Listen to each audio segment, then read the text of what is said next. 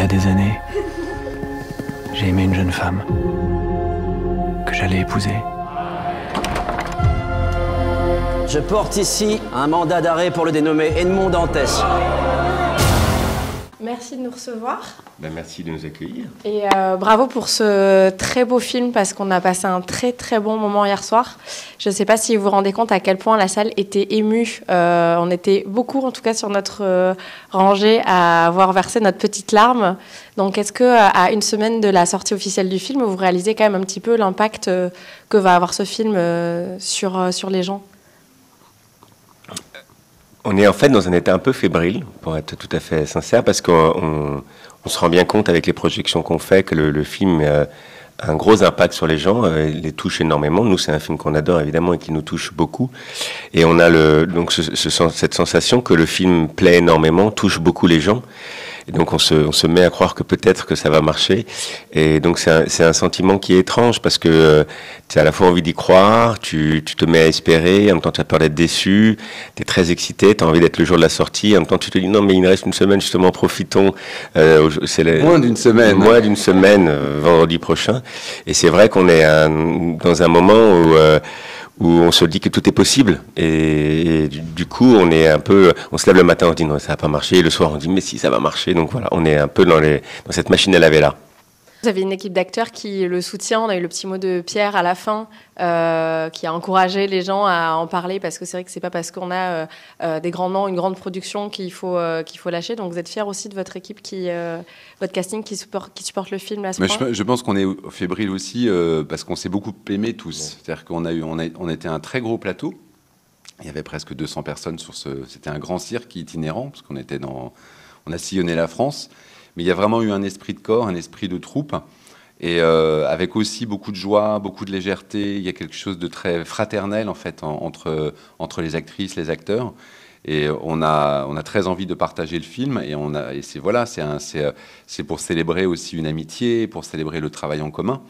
Donc c'est des grandes histoires humaines. On a envie qu'elles se terminent le mieux possible, et donc surtout de le partager avec le plus grand nombre, parce que c'est aussi ce cinéma-là qu'on veut faire. Si Dantès nous a trahis, alors qu'il est le sort des traîtres. Je suis innocent! J'ai rien fait, je suis innocent! Il vivra. Et pour tout le monde, il sera mort. Et pour revenir un petit peu sur le film, il y a eu plusieurs adaptations du Comte de Monte-Cristo. Est-ce que vous avez été impacté dans un bon ou dans un mauvais sens sur certaines adaptations? Et est-ce que ça a eu un impact sur votre travail? En fait, je dirais pas tellement. D'abord, ça faisait très longtemps que Monte-Cristo n'avait pas été adapté en France. La dernière adaptation, c'était celle de José Dayan avec Gérard Depardieu, qui avait d'ailleurs eu beaucoup d'impact à l'époque. Hein, ça a beaucoup marqué les esprits. Et ça a aussi beaucoup marqué les esprits parce que c'est une histoire qui est complètement fascinante.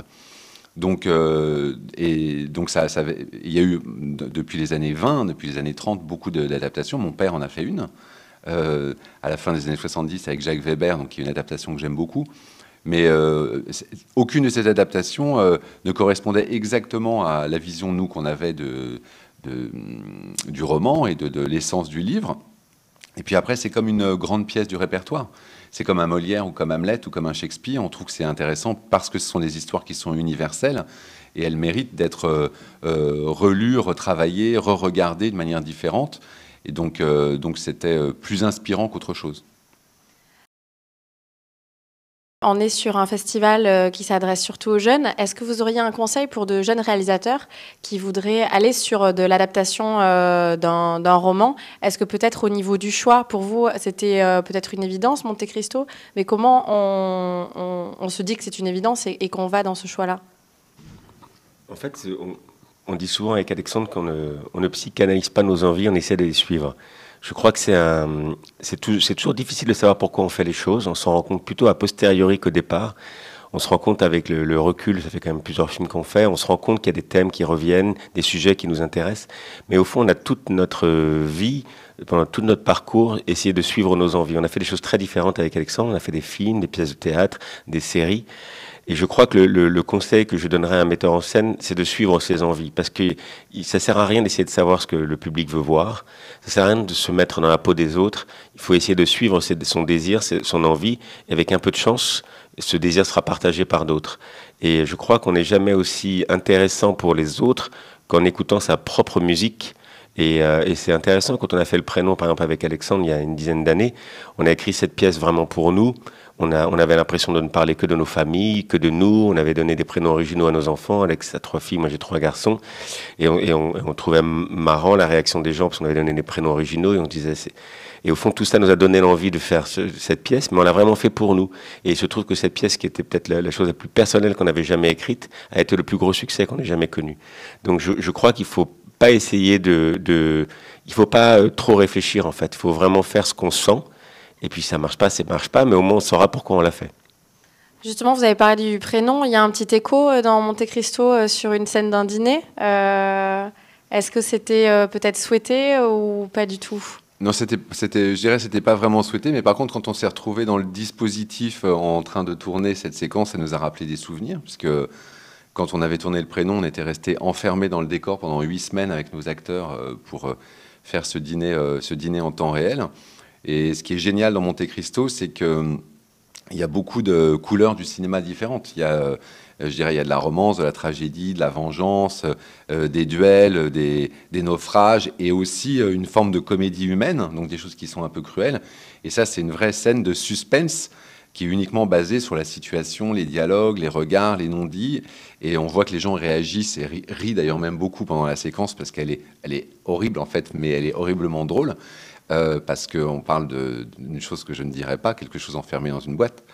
Et c'était intéressant pour nous de retrouver ce dispositif, qui est un dispositif de théâtre, effectivement, et qui rejoint complètement la thématique de Monte Cristo, qui lui-même met en scène et pour duper ses adversaires. Et alors, on parle de vengeance, évidemment, dans ce film. Est-ce qu'on a un petit plaisir coupable, justement, d'aller réaliser ou scénariser une vengeance avec, vraiment jusqu'au bout, avec tel moyen ?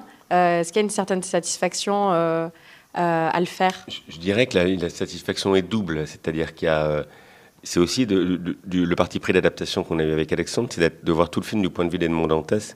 Donc ce qu'on a cherché à faire, c'est que le spectateur soit complètement accompagné avec lui, l'accompagne, le suive, que comme lui il tombe et qu'il ait comme lui envie de se venger. Et après, on essaie de ressentir ce désir de vengeance, de désir de justice, de faire payer à ces hommes qui ont essayé de le condamner à mort, de les faire payer. Et donc c'était très important pour nous que chacun ressente ce désir de vengeance et que petit à petit, comme le personnage principal, soit gagné et soit dépassé par ce désir de vengeance. Donc c'était au cœur de notre écriture. Et après, il y a eu un plaisir, je dirais, de metteur en scène, d'avoir les moyens de faire un film. On a eu la chance d'avoir des producteurs qui nous ont accompagnés, donc on a eu beaucoup de moyens pour essayer je dirais, à la hauteur de nos ambitions, de nos envies. Et donc c'était un plaisir extraordinaire de pouvoir... C'est une chance inouïe de pouvoir réaliser des projets comme ça. Et alors justement, dans l'écriture, je crois que c'est la première fois que vous avez écrit un personnage en ayant en tête le comédien.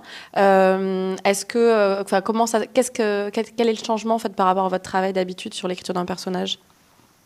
En général, on s'est toujours interdit d'écrire pour des acteurs, en fait, pour pas se couper l'imaginaire. Donc, on a toujours travaillé dans le sens de créer un personnage et de réfléchir ensuite à quel serait le meilleur acteur pour l'incarner. Pour Monte Cristo, c'était différent. On prend souvent l'exemple de Cyrano de Bergerac. Si on écrit un Cyrano, je pense que c'est très compliqué de l'écrire sans penser à un acteur pour l'incarner. Et je pense que quand on fait un Batman, c'est la même chose. Je pense qu'on n'écrit pas exactement le même film. Donc on a décidé, nous, avec Mathieu, dès qu'on a su qu'on pourrait écrire Monte Cristo, de contacter Pierre et d'écrire pour lui, puisqu'il est monté dans notre navire immédiatement. Et c'était très important pour nous d'avoir son visage, sa voix, son corps en tête. Et on a énormément échangé avec lui dans toute l'écriture et la préparation. Et ça a été un partenaire de jeu primordial, en fait, de toute cette aventure.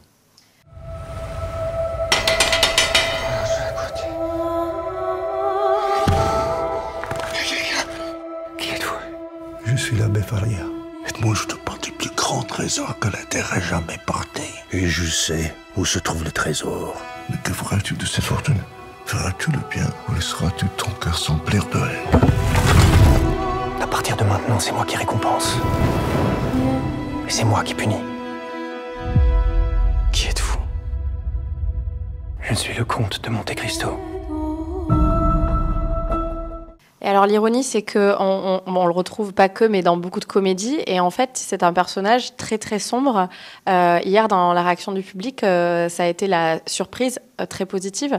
Donc comment vous projetez le fait qu'un comédien comme Pierre Ninet, qui est attendu plutôt sur de la comédie, finalement fasse la surprise d'être un des personnages les plus sombres de Monte Cristo? C'est-à-dire que je pense que Pierre est un immense acteur qui, dans sa carrière, a alterné les comédies, les films noirs, les films plutôt sombres, des drames. Après, souvent, ce qui se passe, c'est que c'est un peu comme nous. En général, les films qui marchent le mieux sont des comédies. Donc, c'est ça qu'on retient à l'arrivée. On connaît Pierre pour ses comédies, pour ce qu'il a fait à la télé, pour LOL, mais c'est un acteur de théâtre à la base. Il a joué tout le répertoire quasiment à la Comédie Française, et c'est un acteur qui est très très très très fort. Il est capable de tout jouer en fait. Et c'est vrai que c'est aussi pour ça qu'on a pensé à lui, parce qu'on s'est dit quelqu'un capable de jouer 20 ans, 30 ans, 40 ans, de jouer un innocent, un jeune marin, de jouer un homme brisé, un homme en prison, un homme cassé, un homme qui revient, qui est empli de haine et de colère, et en même temps qu'il soit machiavélique, capable de jouer, puisque c'est le principe de notre adaptation, plusieurs personnages. On s'est dit vraiment qu'il y a très peu d'acteurs capables de faire ce que fait Pierre. Je pense même qu'il n'y en a aucun. Et c'est pour ça qu'on a proposé le rôle à Pierre dès le début, parce que je pense que c'est un des plus grands acteurs français, et je pense qu'il va marquer son époque. Merci beaucoup à vous deux. On est à Biarritz. Je crois que vous êtes tous les deux sensibles à Biarritz. Alors, il y en a certains qui sont allés surfer hier avant de revenir dans la salle. Quel est votre petit lien et un petit mot sur Biarritz en règle générale? Moi, c'est une ville qui est très chère à mon cœur, puisque toute ma famille maternelle vit ici. Et donc, je viens à Biarritz depuis que je suis enfant, à toutes les vacances. Et donc, c'est une ville que j'aime infiniment. Et j'étais très ému hier parce qu'on est allé à la fois au Royal et à la gare du Midi. Moi, je me souviens quand je venais enfant en train, on faisait le train de nuit, on arrivait à la gare du Midi le matin, puisque je suis donc très vieux, maintenant je peux le dire. J'ai connu, et le Royal, c'était le cinéma où j'allais toute mon enfance. Donc c'était très émouvant pour moi de revenir. Il y avait toute une partie de ma famille qui était là. Donc c'était très émouvant, et moi je suis très impressionné par ce festival qui est tout jeune, qui a que 2 ans. Et on a vraiment l'impression d'être au Festival de Cannes, quoi. C'est très impressionnant, je trouve, ce qui est devenu le festival aussi rapidement. Ouais, c'est aussi grâce à vous. Merci d'avoir partagé ce film sur ce festival. Et un dernier mot? Je suis très heureux d'être là. Et moi, c'est une ville que j'ai découvert par l'intermédiaire de Mathieu, parce que, et puis comme on se connaît depuis vraiment très longtemps, c'est un endroit où je suis venu très régulièrement et que j'adore. Et on a tourné pas mal de séquences avec Fabrice Lucchini et Patrick Bruel de notre film Le meilleur reste à venir. Donc on a des souvenirs d'amitié, on a des souvenirs de tournage, et c'est un endroit qui a été toujours très heureux pour nous. Parfait. Merci beaucoup. Merci à vous. Merci à vous deux. Chérie, je te présente enfin le comte de Monte Cristo. Albert, que sais-tu de cet homme? Je me méfie de tout le monde en général et des étrangers en particulier. Je saurai qui est ce monsieur Monte Cristo. D'où il vient. Où il va. Vous n'avez donc aucune pitié? Et eux, ont-ils eu pour Edmond Dantès? Moi aussi, vous êtes prêt à me sacrifier pour votre vengeance? Ce n'est pas de la vengeance, c'est de la justice. Si je renonce à me faire justice, je renonce à la seule force qui me tient en vie.